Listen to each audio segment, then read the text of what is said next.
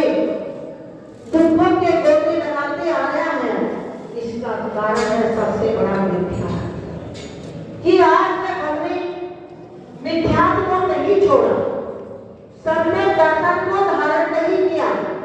यही कारण है कि आज हम संसार में भ्रमण कर रहे हैं। संसार का प्रत्येक प्राणी दुखी है, कोई भी संसार में मानव सुखी नजर नहीं आता है। प्रत्येक मानव किसी न किसी कारण से दुखी है। तो इसलिए आचार्य देव कहते हैं कि बंधु, अभी तो परिवार में ही भेदभाव होता था, साधुओं में भी भेदभाव होना शुरू हो गया। ये हमारे साधु हैं, ये हमारे साधु हैं, हम इनको मानते हैं, हम उनको मानते हैं। जो जिससे जुड़ गया उसी साधु को लाना पसंद करते हैं और उनको लाना पसंद नहीं करते। अब तीर्थंकरों में भी भेदभाव चल गया है। बंधु, जैसा दीदी के द्वारा भी आप सुन रहे थे कि 24 तीर्थंकर सब में एक समान गुण है, किसी में कमती बढ़ती नहीं है। किंतु वर्तमान में देखने में आता है कि जो तीर्थंकर अधिक प्रसिद्धि में आ गए हैं, हम उन्हीं को महत्व देते हैं। किंतु ऐसा नहीं होना चाहिए, क्योंकि सभी तीर्थंकर एक समान है, सबको एक दृष्टि से देखना चाहिए। और बंधु, जैसा दीदी अभी बता रही थी कि सभी आपको बुद्धिस्वरनाथ भगवान की पूजा करते हैं, स्वनाथ भगवान की करते हैं, तो बंधु ऐसा नहीं होना चाहिए। कभी भी किसी तीर्थंकर की पूजा कर लो, सब एक समान है। तो इसलिए ये हमारी छोटी छोटी बातों में ही बंधु कर्म का बंध हो जाया करता है। और जब कर्म का बंध हो जाता है, वे जब कर्म करते हैं उस समय पता नहीं लगता कि हम क्या कर रहे हैं। जब कर्म उदय में आते हैं, जब हम कर्मों को भोगते हैं, तब हम भगवान को दोष देते हैं। हे भगवान, हमने ऐसे क्या कर्म किए थे जो सारे तुम हमारे ऊपर ही पड़ने के लिए रह गए हैं। बंधु, जब करते हैं तब मालूम नहीं पड़ता, और जब भोगते हैं तब हम भगवान को दोषी ठहराते हैं। बंधु, भगवान किसी का कुछ करते नहीं है, ना अच्छा करते हैं ना बुरा करते हैं। वो तो नष्ट हो चुके हैं, उन्हें किसी से कोई मतलब नहीं है। ना भगवान किसी को सुखी करते हैं, ना भगवान किसी को दुखी करते हैं।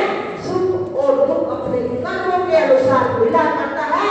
जैसा हमारा कर्म का उदय है, उसी के अनुसार हमें सुख दुख प्राप्त होता है। भगवान तो हमारे एक निमित्त कारण है। उनकी भक्ति करके, उनकी आराधना करके हम अपने पापों का नाश कर लेते हैं। किंतु भगवान हमारा कुछ करते करते नहीं है।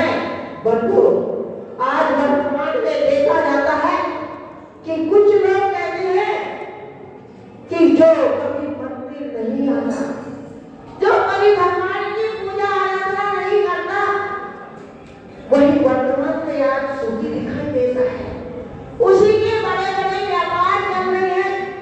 बंधु, और जो धर्म करता है, धर्मात्मा है, भगवान की पूजा 2-2 घंटे करता है, वो मानव आज सबसे ज्यादा दुखी दिखाई देता है। क्यों बंधु? धर्म करने वाला तो सुखी दिखना चाहिए और पाप करने वाला दुखी दिखना चाहिए। किंतु आचार्य देव कहते हैं कि धर्म करने वाला कभी दुखी नहीं रह सकता और पाप करने वाला कभी सुखी नहीं रह सकता। जो पाप करता है उसका पुण्य कर्म का उदय चल रहा है, इसलिए वह वर्तमान में हमें सुखी दिखाई दे रहा है। पाप की याद में उसका पुण्य का उदय चल रहा है, किंतु जब उसका पुण्य समाप्त हो जाएगा, पाप का घड़ा फूट जाएगा, तो उसको सर पकड़ करके रोना पड़ेगा। बंधु, इसलिए किसी ने कहा है, जब तक तेरे पुण्य का पीता नहीं करा, तब तक तुझको माफ है तो पुण्य कर्म बजा। हे मानव, जब तक तेरा पुण्य का उदय कर रहा है,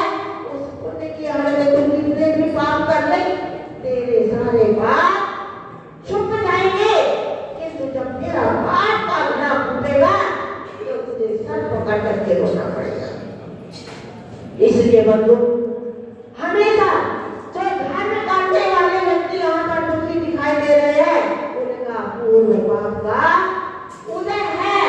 पूर्व पाप के उदय से वे धर्म क्रिया तो कर रहे हैं, किंतु जो पहले कर्म किए हैं